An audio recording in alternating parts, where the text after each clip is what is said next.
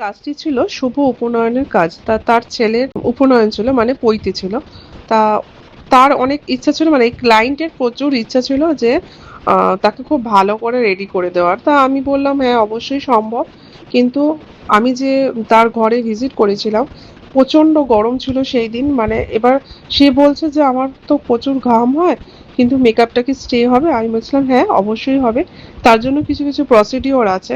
সবসময় যে ফাউন্ডেশন দিলেই যে মেকআপ স্টে হবে তা না, তার আলাদা আলাদা কতগুলো প্রসিডিওর সেগুলো আগে থেকে মেনটেন করতে হয়। যেমন সবাই জানো ফিটকিরি, বরফ, এগুলো যদি একটু ভালো করে দেওয়া হয় কিছুটা স্টে থাকে। কিন্তু হ্যাঁ আমরা তো আর ঘাম, সত্যি কথা বলতে ওটা ইন্টারনাল ব্যাপার, ওইগুলো তো আমরা মানে আটকাতে পারবো না। কিন্তু তাছাড়া আমাদের মেকআপটাকে লংজিভিটি করার জন্য ফাউন্ডেশন অবশ্যই কার্যকর। তো সেটা আমি দিয়ে থাকি স্টেপ বাই স্টেপ। এর আগেও আমরা করেছি যেমন প্রসেসে, সেটা তোমরা জানো। বা যারা জানো না তাদেরকেও বলি যে কোনো প্যানিক করার কোনো ব্যাপার নেই। যেমন উইন্টারে মেকআপ স্টে হয়, সামারেও সেরকম হয়। সেই অনুযায়ী আমি শিখিয়ে থাকি স্টুডেন্টদের, বা আমি ওই অনুযায়ী করে থাকি। তা তোমরা দেখতেই পাচ্ছ যে লুকসটা করছি অনেকটা। হ্যাঁ, উইন্টারে যেমন আলাদা প্রসেস থাকে, সামারে একটু আলাদা, তার কিছু কিছু ফাউন্ডেশনও আলাদা থাকে। কিন্তু প্যানিক করার কোনো ব্যাপার নেই যে মেকআপ স্টে হবে কিনা। সব কিছুর মধ্যে দিয়েও যারা চায় এয়ার ব্রাশ মেকআপ, সেই এয়ার ব্রাশ মেকআপও করাই।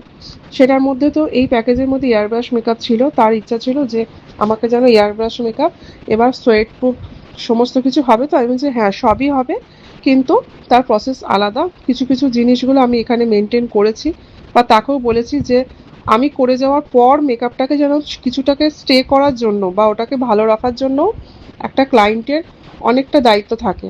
এবার যদি আমি মেকআপ করলাম, অনেকের ধারণা থাকে না একটুখানি ইচিং হলেই ওখানটা চুলকে দেয়, কিন্তু সেটা করলে হয় না। আফটার অল তার বিয়েতে কি সেজেছে জানি না, কিন্তু তার ছেলের পৈতেতে আমার কাছে সেজে সে ভীষণ হ্যাপি।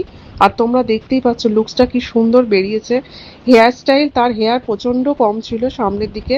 ও বলেছে, প্রথম থেকে একটা ভয় ছিল যে আমার হেয়ারটা যেন খুব ভালো থাকে। তা আমি বলেছিলাম যে তুমি হেয়ার স্টাইল করো, দেখো তোমার যদি পছন্দ না হয় তখন তুমি চেঞ্জ করে দিও। একদম ফাইনাল লুকস রেডি। আর সবাইকেই বলছি যে প্যানিক করার কোনো ব্যাপার নেই। আর ফাউন্ডেশনটা চুজিংটা ভীষণ ইম্পর্টেন্ট। তার জন্য ক্লাস করতে হবে, তার জন্য নিজেকে প্রতিনিয়ত নিজেকে চেঞ্জিং এর দরকার, আপডেট হতে হবে। Overall looks ready. তোমরা কমেন্ট করে জানিও। Tata, bye bye.